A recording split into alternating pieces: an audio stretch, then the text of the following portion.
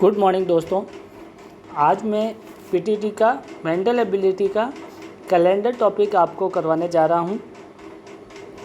ठीक है, उसमें आपको दिन, महीना या कोई ईयर आपको निकालना है। दिन वो कैसे निकाला जाता है वो मैं आपको बताऊंगा। ठीक है, इसमें क्या है कि कुछ कोड दे रखे हैं, जैसे दिनों के नाम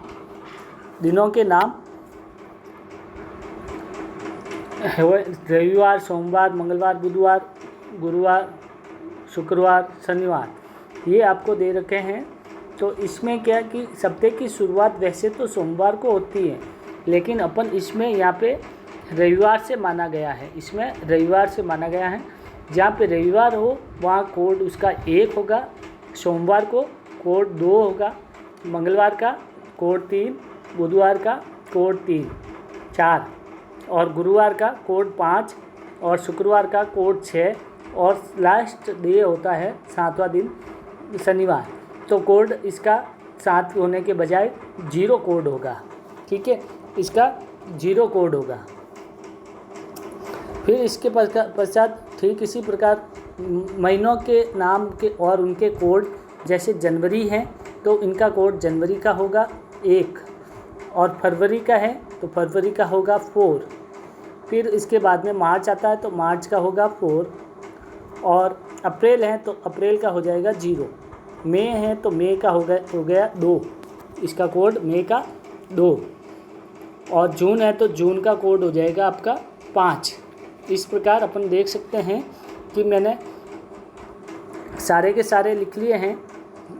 जुलाई का होगा 0 और अगस्त का होगा 3 और सितंबर का होगा 6 और अक्टूबर का होगा 1 और नवंबर का होगा 4 और दिसंबर का होगा 6। ठीक है, तो इस प्रकार अपन इसको याद कैसे करें वो मैं आपको बता देता हूँ। इनको सभी को क्या करना है कि 3-3 महीनों में डिवाइड करना है। क्या करना है? 3-3 महीनों में डिवाइड करना है। ये 3 महीने ये हो गए, अप्रैल, मई, जून, और जुलाई, अगस्त, सितंबर 3 महीने ये हो गए। ठीक है, और अक्टूबर, नवंबर, दिसंबर, ये 3 महीने ये हो गए। अब देखिए यहाँ पे क्या लिखा हुआ है, 144 यानी 144। यहाँ पे क्या लिखा हुआ है नेक्स्ट 3 मंथ में, अप्रैल, मई, जून में 025 क्या लिखा हुआ है 025। ठीक है, फिर इसके बाद में बात करते हैं कि जुलाई और अगस्त, सितंबर में क्या लिखा हुआ है 0 और 36। क्या लिखा हुआ है 036। फिर अक्टूबर और नवंबर में, दिसंबर, इनमें क्या लिखा हुआ है 146 यानी 146। ये आपके कोड लिखे हुए हैं।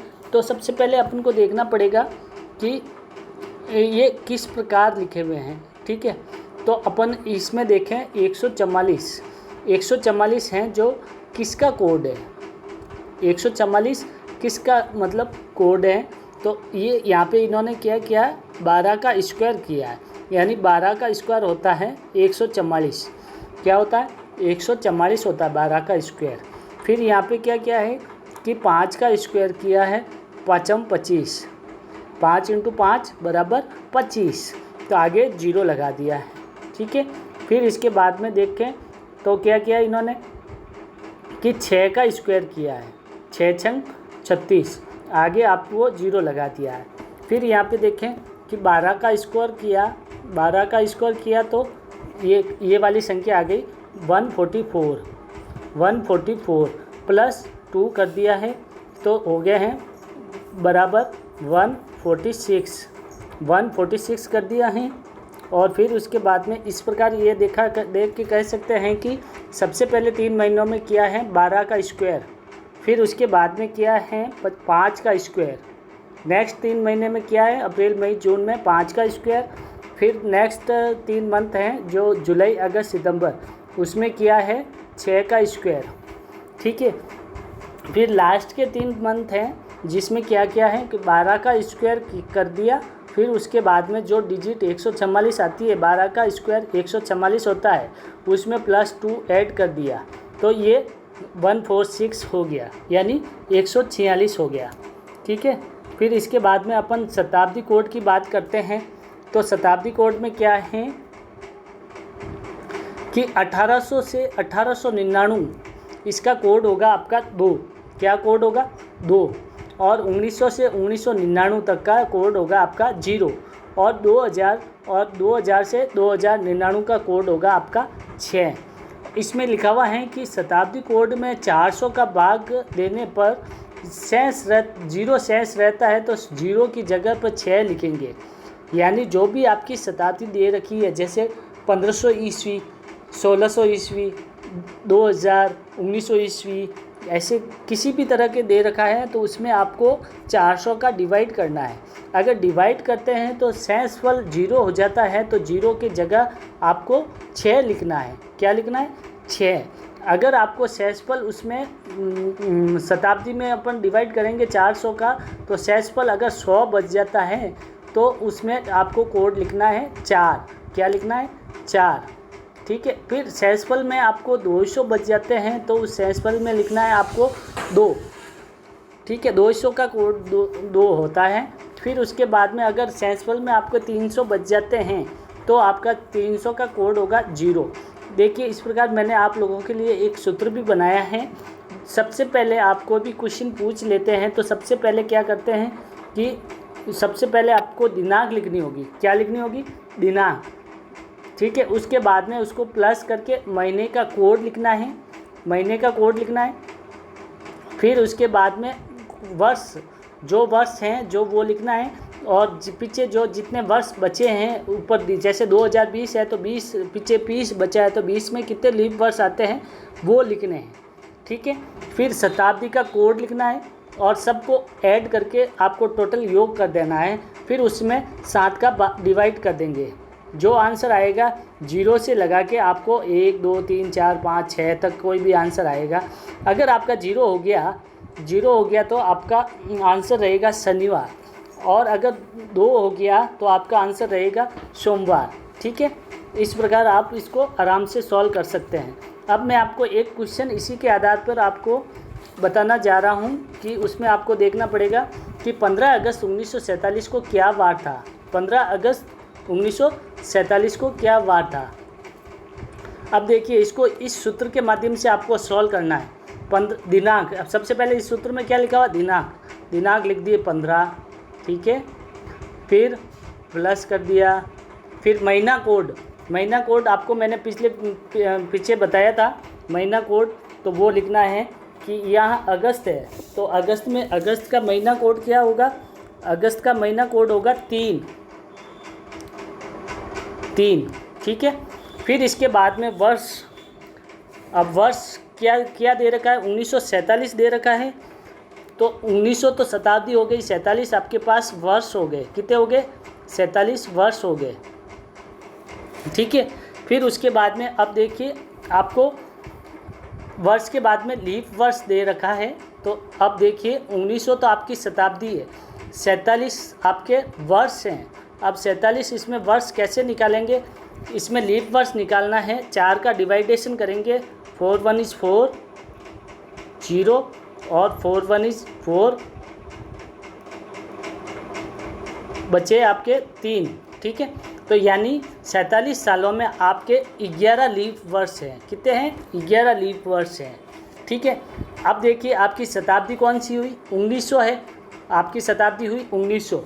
1900 का कोड है आपका 0 + 0। ठीक है। आप इनको सबकी टोटल कर देंगे और 7 का डिवाइड कर देंगे। ठीक है। अब इनकी टोटल करके देखते हैं। 47 और 3 आपके हो गए 50 और ये वाला 15 आपके हो गए हैं 65 और 65 के बाद में 11 ऐड कर देंगे, तो आपके हो जाएंगे ये 6 और 7, ये 76। कितने हो गए? 76 हो गए। ये 76 में आप भाग देंगे 7 का, ठीक है। तो अब 11 7 70, नहीं 10 7 70, ये 10 बार गया और 11 7 77, 11 बार जाता है, ठीक है। 11 बार जाता है तो 77 होता है, तो ये 7 बार आपका गया है। ये देखिए,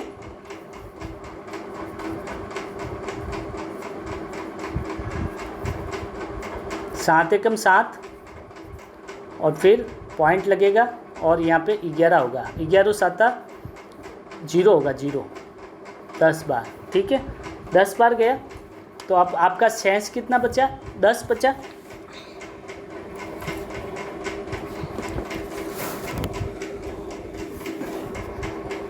और इसमें आपका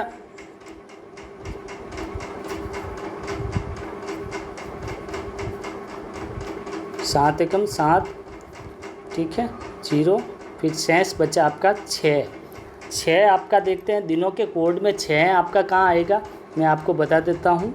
6 देखिए वीडियो के अंदर ही मैं बता देता हूँ। ये देखिए, ये आपका 6 आता है आपका शुक्रवार, यानी आपका इस क्वेश्चन का आंसर होगा 15 अगस्त 1947 को आपका शुक्रवार होगा। क्या होगा, शुक्रवार। ये आपका करेक्ट आंसर रहेगा, शुक्रवार। इसी प्रकार मैं आपको एक और क्वेश्चन बताने जा रहा हूँ, उसको आप देखिए। 26 जनवरी 2020 को क्या वार था। 26 जनवरी 2020 को क्या वार था, इसको आपको देखना पड़ेगा। तो सबसे पहले अपन क्या करेंगे, सूत्र के आधार पर दिनांक 26 लगाएंगे, आपको महीना का कोड लगाएंगे जनवरी का कोड आता है आपका 1, फिर उसके बाद में आपका लगाएंगे क्या 20, कौन से 2020 के बाद में, ये 2000 के बाद में ये 20 ईयर है वो लगाएंगे। फिर उसके बाद में आप क्या करेंगे, ये 20 में मतलब 2020 सालों में कितने लीप ईयर वर्ष होते हैं, वैसे तो 5 होते हैं, लेकिन अपन 26 जनवरी है तो स्टार्टिंग का मंथ ही है और 26 तारीख है, तो 26 दिन अपन ने ले लिए हैं, तो 20वां साल आप नहीं काउंट करोगे, यानी आप काउंट करोगे तो 19 सालों में कितने लीप वर्ष आते हैं, तो 19 सालों में आपके 4 लीप वर्ष आते हैं। कितने आते हैं, 4, ठीक है। फिर उसके बाद में शताब्दी कोड की बात करते हैं, तो 1900 का शताब्दी कोड होता है आपका 0, कितना होता है 0, तो यहाँ पे अपन 0 लीप वर्ष आपके 4 हो गए, शताब्दी कोड आपका 0 हो गया। जब शताब्दी कोड 0 होता है, शेष होता है 0, तो उसकी बजाय अपन 6 लिखते हैं, ठीक है। ये आपका हो गया। फिर इसको सबका टोटल कर देंगे, तो 26 और 1 27, 27 और 20 कितने हुए 47, 47 और 10 कितने हुए 57, कितने हो गए 57, यानी 57 में 7 का डिवाइड कर देंगे, 7 का 57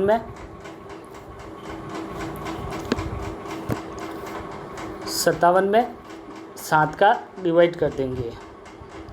तो यहाँ पे डिवाइडेशन में आपका आता है 7 8 56, कितना आता है 7 8 56,